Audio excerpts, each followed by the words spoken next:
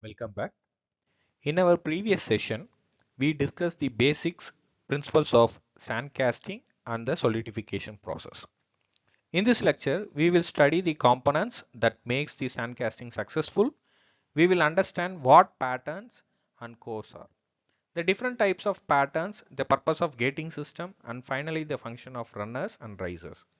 These elements are essential for producing defect-free casting with good dimensional accuracy. Let us first understand the concept of pattern. A pattern is a full-sized model of a component that we intend to manufacture. However, it is not an exact replica. The dimensions are intentionally increased to compensate for metal shrinkage during the solidification and to provide machining allowance wherever finishing operations are required. Right? So this is explained in this image. You can able to see there will be definitely some compensation is given in the pattern. Right? Always this compensation will be in the higher range. Why? Because means the casting will have some solidification and also further it requires for a finished operation. The pattern is used to create the mold cavity in the sand and therefore its accuracy directly affects the quality of a final casting. So different materials are used for making this pattern depending on the production volume and cost consideration. The first material is going to be the wood, which is the most common material because it is inexpensive, lightweight and easy to machine. It is generally preferable for prototype development and small production batches. The next material is going to be the metal. So on the other hand are much stronger and more durable.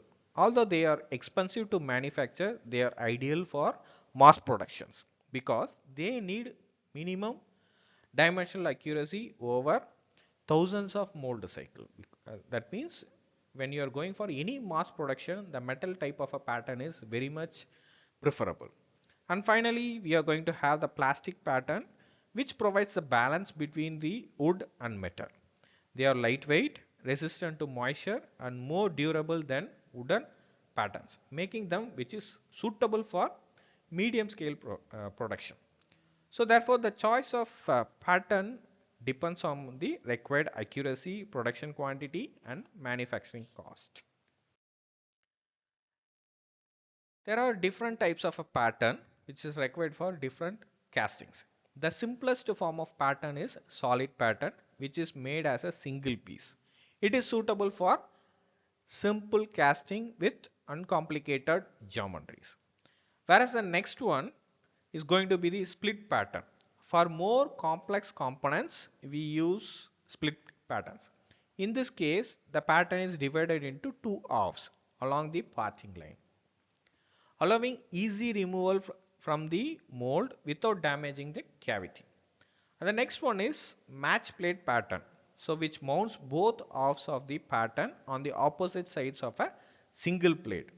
So this arrangement ensures accuracy alignment and is widely used in automated high volume production. And finally, we are going to have a cope and drag pattern. This is one of the important thing where a separate pattern halves are fixed to individual plates corresponding to the cope and the drag portion of the mold. So this type of a pattern is commonly used for larger casting and automated molding lines. So selecting this appropriate pattern type improves mold accuracy, reduce production time and minimize the casting defects. Next comes to the core. Pattern defines only the external shape of the casting. But wherever a casting requires the internal holes, cavities or passage, a core is required. A core is a specially prepared sand insert that occupies the shape where the internal cavity is required.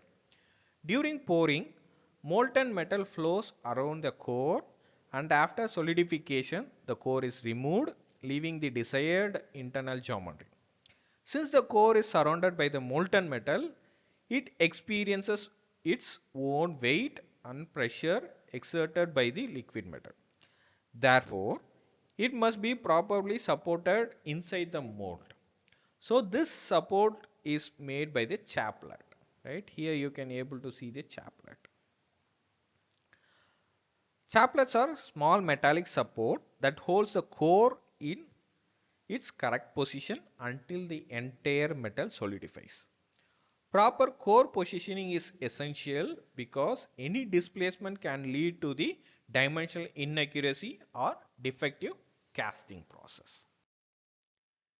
Next, let us understand one of the important aspects of casting, that is going to be the gating system.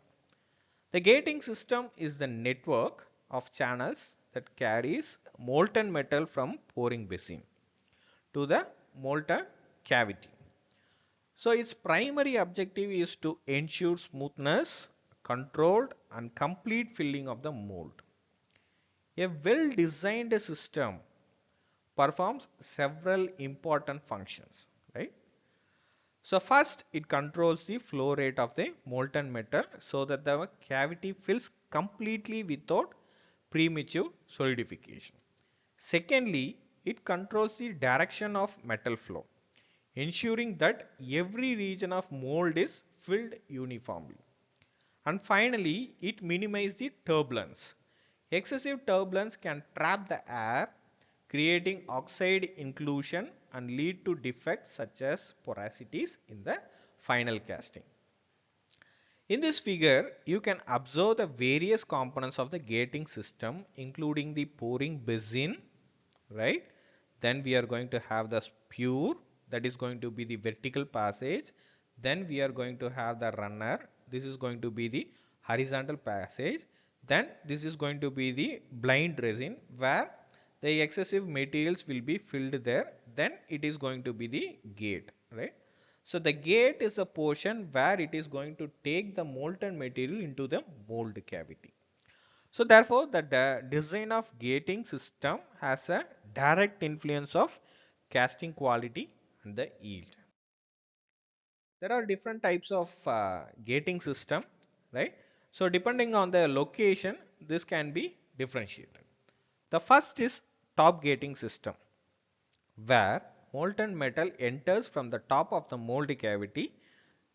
This method is simple, economical, but produces high turbulence, which may result in the oxidation and rough surface. Then coming to the next type of gating system, that is going to be the bottom gating system, where molten metal enters from the bottom of the mold. The cavity fills gradually from the bottom upward, producing smoother flow and reducing turbulence. However, if the metal cools too quickly, the gate may solidify before the mold is completely filled. So to come across the disadvantages of both the gating system, there comes the third type, that is going to be the parting line gating system, where the gate is located along the parting line between the cope and drag. This arrangement combines the advantage of both top and bottom gating system while minimizing their disadvantages. As a result, it is one of the most important and commonly used gating system in the modern foundries. Then finally comes to the runner and riser. The runner is the horizontal channel that distributes the molten metal from the spew to one of the gating system. Its design should ensure smooth metal flow while minimizing the turbulence and pressure loss. Whereas on the other side, the riser acts as a reservoir of a molten metal, right? As we discussed, the casting starts cools, the metal contracts due to the solidification shrinkage. The riser continuously supply additional molten metal to compensate the shrinkages happen during the solidification, thereby preventing the cavities and internal defects. In the simple term, both the runner ensures the proper filling of the mold, while the riser ensures proper feeding of casting during solidification. Right? Together they play a vital role in producing the very good casting with defect-free surface. Thank you for this attention. In this lecture, we exposed the Role of pattern, core, gating system, runner and riser. Thank you.